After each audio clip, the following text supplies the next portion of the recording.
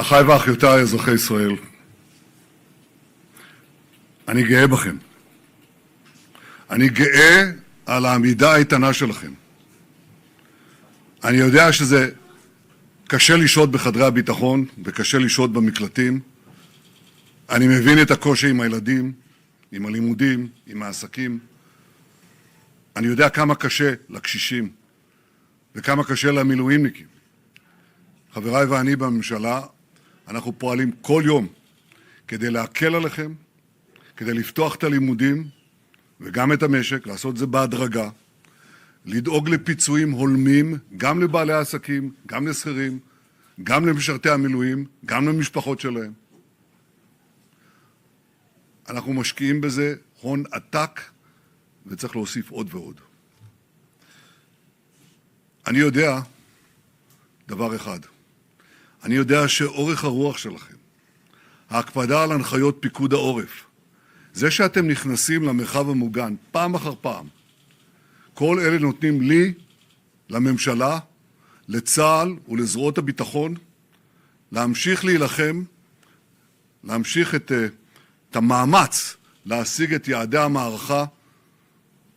כל העולם מבין שאנחנו עם של אריות, אנחנו גם עם של לוויות. כל אחד מכיר את זה מהבית שלו, אתם מכירים את זה גם כמובן מהמשפחות שלכם. השאגה שלנו, שאגת הארי, מהדהדת ברחבי תבל. אנחנו ממוקדים בשלוש מטרות: ריסוק תוכנית הגרעין של איראן, ריסוק התוכנית הבליסטית של איראן, ויצירת תנאים שיאפשרו לעם האיראני לקחת את גורלו בידיו. אחרי עמקה לביא, הרודן חמינאי, הוא הורה לנסות לחדש, לבנות מחדש את תוכניות הגרעין והטילים שהשמדנו, לבנות אותם מחדש ולהטמין אותם מעמוק, עמוק מתחת לאדמה. אנחנו פועלים עכשיו לא רק כדי להשמיד את הטילים הבליסטיים ואת תוכניות הגרעין שנשארו, מעט נשאר, אלא גם להשמיד את התעשיות שמאפשרות לייצר את התוכניות הללו. וכבר עכשיו, לאחר 20 יום, אני יכול לבשר לכם, לאיראן אין היום אפשרות להעשיר אורניום, ואין לה אפשרות לייצר טילים בליסטיים. אנחנו ממשיכים בריסוק היכולות הללו. אנחנו נרסק אותם עד דק, עד אפר. יחד עם הידידה הגדולה שלנו, ארצות הברית, אנחנו השגנו עד היום הישגים עצומים. חיסלנו את הרודן חמינאי, חיסלנו את צמרת הפיקוד המדינית והצבאית ואת צמרות משמרות המהפכה והבסיז'. רק בימים האחרונים חיסלנו את רב המרצחים עלי לריג'אני, את שר המודיעין ואת מפקד הבסיג'. אגב, אלה האנשים שביצעו את הטבח ההמוני בעם האיראני וגם כיוונו את כל האש אלינו. זה לא משנה מי יחליף אותם. אנחנו דואגים המשמרות במהפכה יהיו קצרות מאוד. בנוסף למפקדים, אנחנו הרגנו אלפי מרצחים משורות הדיכוי של המשטר. השמדנו מאות משגרים וטילים, פגענו מכים בהם בצורה מתמשכת, יומיומית, שעה-שעה. אנחנו מכים בהם שוק על ירך. אנחנו מכים בהם באוויר, אנחנו מכים בהם ביבשה, אנחנו מכים בהם מתחת לקרקע, ועכשיו אנחנו מכים בהם גם בים. אתמול השמדנו את כל הצי שלהם בים הכספי. ידידינו האמריקנים השמידו צי אחד, אנחנו השמדנו את הצי השני. אנחנו מכים בהם גם ברחובות, גם במחסומים. לפני שבועיים הנחיתי את צה"ל ואת המוסד לפעול יחד, כדי שהרוצחים של משמרות המהפכה ידעו שנצוד אותם גם בערים, גם בתוך הערים. והם עשו זאת בצורה מושלמת. אתם רואים את זה, אתם רואים איך הרוצחים האלה נפוצים לכל עבר בבעלה. עכשיו, מכל זה, אני יכול להגיד דבר אחד.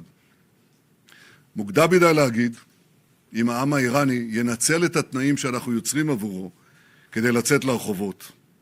אני מקווה שכך יהיה, אנחנו פועלים שכך יהיה. אבל בסופו של דבר, זה יהיה תלוי רק בהם.